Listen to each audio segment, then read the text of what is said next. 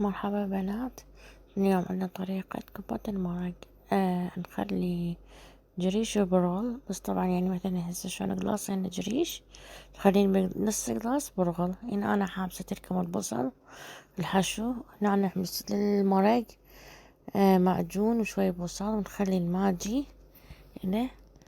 وهنا شو نسوي بعد نحرك شوية على النار، بعدين نجيب الماي فوق المرقة.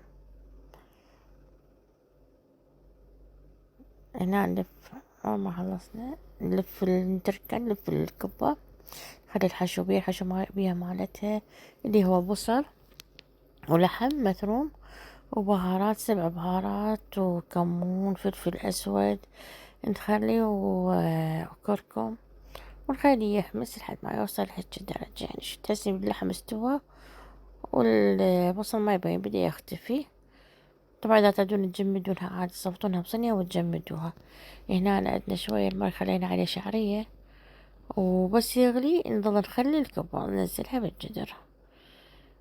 هنا بنات نخلي لحد ما يدخل ونصبها وتاكلونها بألف عافية.